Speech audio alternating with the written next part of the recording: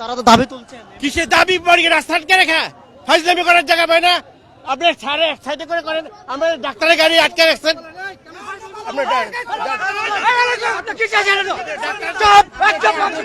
দর্শক, আমরা দেখছি একজন যখন এখানে আসছেন তিনি কিন্তু তারা ডাক্তারের গাড়ি আটকে রাখছেন এমন অভিযোগ কিন্তু তোলা হয়েছে। এবং দেখছি এই মুহূর্তে কিন্তু পুরো গ্রাম পুলিশের সদস্যরা কিন্তু খেপে গিয়েছেন, কারণ তিনি এসে বলছেন গ্রাম পুলিশ সদস্যরা কিন্তু এখানে রাস্তা আটকেছেন, কিন্তু তারা দাবি আদায়ে কিন্তু অনড় অবস্থানে রয়েছেন। এই মুহূর্তে কাকরাইল মোড় এলাকা অবরোধ করে কিন্তু এখানে গ্রাম পুলিশের সদস্যরা কিন্তু অবস্থান নিয়েছেন এবং তারা তাদের এক দফা দাবিতে, জাতীয়করণ দাবি তারা অবস্থান নিচ্ছেন। আমরা দেখানোর চেষ্টা করছি।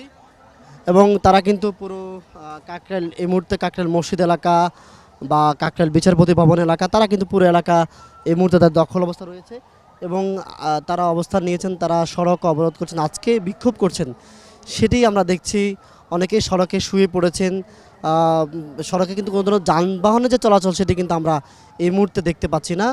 পুরো এলাকায় তাদের দখলে রয়েছে। তারা বলছেন যে তাদের দাবি সেটি কিন্তু আসলে এই মুহূর্তে এখনও পূরণ করা হচ্ছে না এবং গ্রামে যে যারা রয়েছেন তারা কিন্তু দীর্ঘ সময় গ্রামে আইনি সেবা দিয়ে থাকেন, কিন্তু সে তুলনায় তাদের যে দাবি দেওয়া সেটি পূরণ করা হচ্ছে না। মাত্র ৬,০০০ টাকা বেতন, সেই বেতনের জন্য কিন্তু তারা কষ্টে মানবতর জীবনযাপন করছেন। সেই জন্য কি তারা আজকে এখানে অবস্থান করছেন এবং তারা বলছেন তাদের জন্য দাবি দেওয়া মেনে নেওয়া হয়।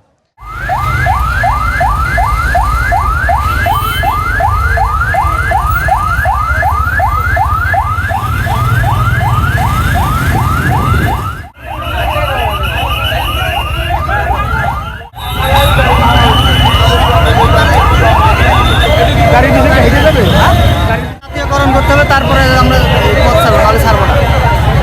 আজকে কি দাবি? ৬,৫০০ টাকা বেতন আমাকে, একদিন ২৪ ঘন্টা কাজ করতে হবে, ৭২ ঘন্টা কাজ করতে হবে আমাদের।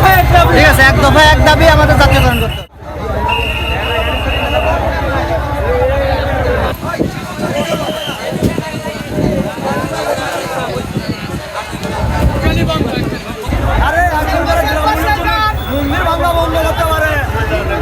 আমাদের